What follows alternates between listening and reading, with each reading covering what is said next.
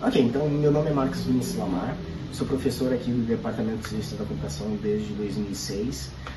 Desde 1994 eu ministro aulas para o curso da Engenharia Elétrica e daí em 2006, quando vim para a UNB, entrei no Departamento de Ciência da Computação, onde então eu ministro a disciplina de Organização e Arquitetura de Computadores, tá, que é uma disciplina fundamental para vocês. A minha formação original é em Engenharia Elétrica, com mestrado em Engenharia Elétrica e Processamento de Sinais, e doutorado no Japão na área de Engenharia Elétrica e da Computação, que esse era o nome do curso lá, né? Quando então eu trabalhei com visão computacional e redes neurais. Quais são as disciplinas ministradas e qual a relevância para a formação de um engenheiro mecatrônico? A minha área de atuação, no caso da graduação em disciplinas, é essencialmente Organização e Arquitetura de Computadores. É uma disciplina que vocês vão ter no 6º semestre e vocês vão entender exatamente como que o processador funciona internamente. Quer dizer, como é que aquele programa que vocês escreveram, né, vai comandar aquele circuito eletrônico que é o processador. Então, basicamente é isso. Já ministrei também a disciplina de Laboratório de Circuitos Lógicos para Mecatrônica, e para mecatrônica foi só essas duas aí, né, que tiveram alunos da mecatrônica. O engenheiro mecatrônico, assim como toda e qualquer engenharia, é um resolvedor de problemas. Então, uma das objetivos que a gente tenta aqui no UNB é fazer vocês entenderem tudo, desde a eletricidade até o nível mais alto, né, de software, por exemplo. Então, a OAC é importantíssima para vocês conseguirem saber como que os microcontroladores atuais que são utilizados, Arduino, o ESP32, né, como é que eles funcionam internamente. Porque quando vocês sabem quando a coisa funciona, vocês conseguem escrever programas mais eficientes, né? Então, basicamente isso. A OAC é eficiência computacional, como tornar o processador mais eficiente. Professor, o senhor está aqui desde 2006, né? Os seus principais focos no trabalho final de curso com os estudantes da graduação, principalmente voltados, né, com acessibilidade para jogos, né, incluindo a mecatrônica. Como é que o senhor explicaria, principalmente o que está aqui na mesa e o que pode vir no futuro? Eu tenho orientado alunos da mecatrônica praticamente desde que eu entrei, mesmo sendo do Departamento de Ciência da Computação, devido a essa minha forte ligação com a elétrica, principalmente. Daí eu me aventurei também no ramo da mecânica, tá? Porque nós da elétrica a gente sempre acha, olha, o difícil da eletrônica é a mecânica. E vocês vêm justamente para fechar esse buraco que existe, né? Dentre os projetos, né, finais de curso, tem vários, né, que vocês citaram, que pode ver lá no currículo, mas alguns em especial podem chamar a atenção de vocês. E esse projeto aqui, ele une basicamente 3 coisas novas, tá? O FPGA, que é o Field Programmable Gate Array, tá? Que é um circuito que vocês podem fazer qualquer circuito digital com esse circuito aqui. Quer dizer, vocês podem inventar qualquer coisa, né, desde que seja digital, né, eletrônica digital, que ele implementa. Nesse caso aqui, a gente estava usando o FPGA, tá, para controlar uma série de drivers de motores, são esses transistores aqui, que controlam esses solenoides. É um dispositivozinho que, se tu aplica tensão, ele fica assim. Tu aplica tensão, ele fica assim. Se tu solta, ele volta. Tá? Então, é simplesmente o eletroímã. Então, a gente estava usando isso aqui para pressionar os botões do joystick do PlayStation 2. A ideia é fazer com que esse sistema jogue o jogo Guitar Hero diretamente no PlayStation 2. Uma grande pesquisa que é mais recente minha é o uso de atuadores hápticos. O objetivo é fazer com que tu sinta alguma coisa, né? Que o sistema, geralmente baseado no ESP32, ele recebe um sinal de áudio, né, e transforma esse sinal de áudio em controle dos diversos motorzinhos que tem, digamos assim, na camisa, né, que é uma coisa que tu veste, com vários motores. E daí, de acordo com o áudio, os motores vão reagindo de determinada forma. Por quê? Porque existem pessoas que são surdos que não conseguem escutar. Logo, eles têm que entender o conteúdo auditivo de alguma outra forma, né? E a forma que a gente está desenvolvendo é através desses atuadores hápticos.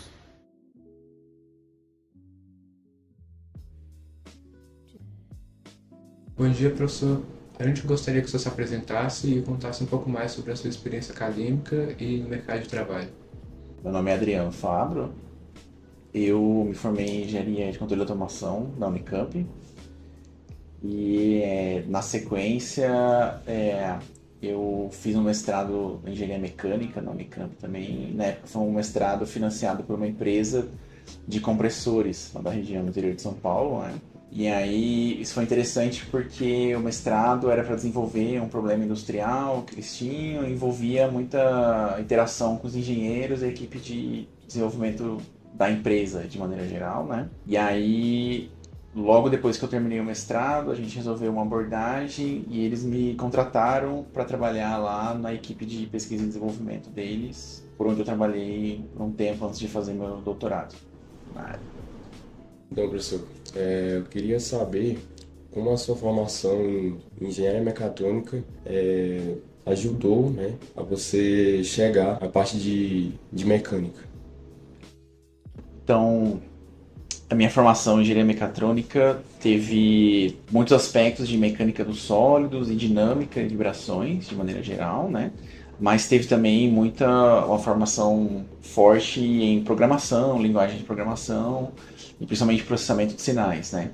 Isso sempre foi um diferencial no mercado de trabalho para as vagas em engenharia mecânica, né? Que isso não é muito comum você ter alguém da mecânica que saiba e goste de programar e que entenda de sistemas e processamento de sinais. Existe uma demanda muito forte para isso, uma carência no mercado desse tipo de profissional, né? Então eu acho que teve uma complementaridade forte nesse aspecto, né? Por outro lado, eu tive que também cobrir termos de elementos de máquinas e outros aspectos que não eram muito bem cobertos na minha formação de engenharia mecatrônica, né? Mas isso é natural, qualquer área de engenharia, quando você vai para o mercado de trabalho, você acaba tendo que se integrar mais em outros termos, né? Então eu acho que nesse ponto foi muito positivo. Então eu fiz um estágio na Delphi, que era uma autopeça, né, na área de manufatura, especificamente na linha de injeção de combustível, né? Mas na época eles me contrataram porque eu era o cara que sabia programar em C, basicamente. Aí eu tinha que melhorar ou ajudar a melhorar parâmetros de produção nas máquinas lá, que eram basicamente todas em C Sharp, que eles utilizavam ali, né? E aí eu passei um tempo ali e foi bom para eu saber o que eu não queria na vida, ou o que eu gostava, o que eu não gostava, né? Apesar de eu falar assim, pô, não quero trabalhar com manufatura diretamente, assim, mas, tipo, aprendi bastante coisa e são coisas que eu levei profissionalmente, me foram muito importantes profissionalmente, né? E aí, na sequência, ao mesmo tempo que eu fazia esse estágio, eu já na faculdade eu comecei a me envolver mais na área de vibroacústica, ou NVH, que a gente chama de Noise, Vibration and Harshness, né? E aí, por conta disso, surgiu uma oportunidade numa empresa em Barueri, que chama Atlas Cópico. Então, eles fazem compressores para linhas industriais e para linhas de construção civil também, né? Então, eles tinham muito problema de acústica lá, e eles precisavam de alguém que soubesse isso, né? Então, basicamente, eu fui contratado porque eu sabia o que era pressão acústica, como medir, como caracterizar, como tratar sinais, de maneira geral. E aí, apesar de eu ter sido contratado como estagiário, a ideia é que eu fosse ser efetivado ali. Tipo, eu fiz 6 meses de estágio, já deles pensando de eu ser efetivado ali. Só que na época surgiu uma outra oportunidade de fazer um mestrado através de uma outra empresa no interior de São Paulo, de compressores, chamada Tecance, né? Tecance do Brasil, que era uma multinacional americana. E aí lá eles tinham uma equipe de pesquisa e desenvolvimento, e aí eles desenvolviam compressores herméticos, na verdade, que são esses para refrigeração, né? E aí eles tinham um problema muito forte com a acústica lá, de variabilidade de manufatura, e aí, então isso eles pagaram um mestrado, e que foi muito legal porque tinha uma parte acadêmica forte, mas eu passava geralmente muito tempo lá dentro da empresa, com os engenheiros, fazendo teste, vendo o problema, e aí era um problema de acústica, mas era direcionado com a manufatura, então aquela experiência do estágio foi muito importante ali, porque a gente tratava problemas de manufatura a partir do projeto, por exemplo, propriamente dito, né? Bom dia, professor. A gente gostaria de saber um pouco mais sobre a formação acadêmica do senhor e as suas experiências no mercado de trabalho. Pois é, eu entrei na UNB em 1981, né, para fazer engenharia elétrica, e eu não tinha a menor ideia do que era engenharia elétrica, né? Eu não queria fazer engenharia civil, não queria fazer engenharia mecânica, não queria fazer medicina, não queria fazer um monte de coisa. E por exclusão, o que eu menos não gostava, eu fui para elétrica. Aí fui descobrir aqui na elétrica o que era um transistor, o que era um circuito integrado, eu não tinha noção nenhuma disso, né? Na época tinha um curso de engenharia elétrica, mecânica e civil aqui na UNB, né? Não tinha mecatrônica, não tinha computação, não tinha nenhum desses cursos novos, né? E eu, quando eu estava fazendo engenharia, eu queria abrir um negócio próprio, eu queria fazer uma startup, né? Mas eu queria aprender fazendo estágio, então eu fiz estágio na Telebrasília, na Prolog e depois na Nova Data. São 3 empresas diferentes, porque eu achava que o que eu não sabia, as empresas iam me ensinar. Eu não queria abrir uma empresa para quebrar a cara, para vamos dizer, aprender, né? Pagando para aprender. Eu queria aprender primeiro. E aí eu descobri que a universidade te dava tudo aquilo que eu queria, né? Como microempresário, né? Que era o seguinte: eu não queria ter chefe, o chefe só te enche o saco, né? Eu queria escolher os meus projetos, não fazer o que os outros queriam, né?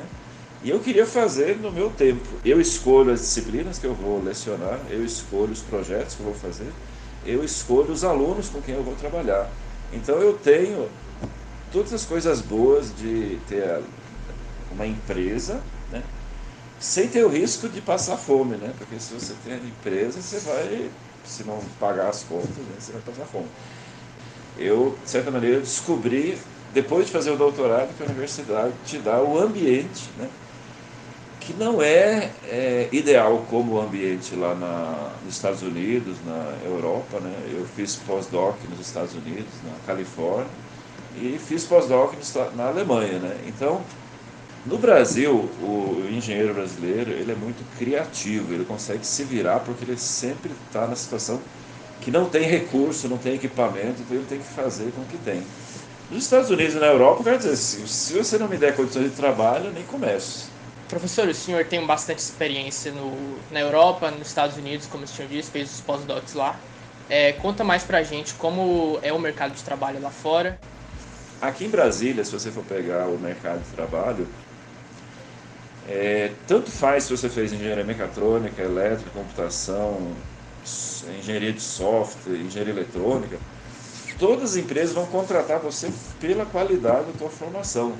Não porque é engenheiro mecatrônico, porque é engenheiro eletricista, mas porque você sabe se virar, fazer as coisas, né? Então, para mim, essa especialização que a gente tem é exagerada. A gente não precisaria ter tanta especialização, né? Porque o mercado de trabalho não está nem aí se você é eletricista, se é engenheiro de redes ou de computação. Se você fizer o serviço bem feito, eles vão te contratar, né?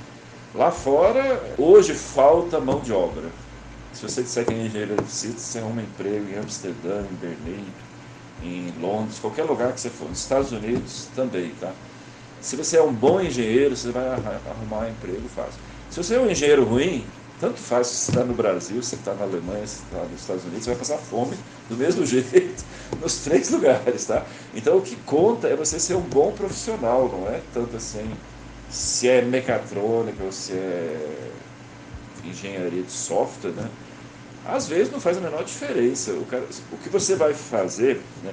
Tem uma regra assim que o pessoal diz, na época que eu era estagiário, o pessoal falava muito, né? Aquilo que você precisa para as empresas, você não aprende na universidade. E aquilo que você aprende na universidade, você não usa em lugar nenhum, né? Então, a universidade, o papel dela é da base, da formação, né? Que você aprende a aprender. Esse que é o lance, né? Você nunca vai fazer um curso universitário, chegar na empresa e vai fazer aquilo que você fez na universidade. Não, você vai ter que estudar, vai ter que aprender, porque o conhecimento que você precisa lá é muito específico.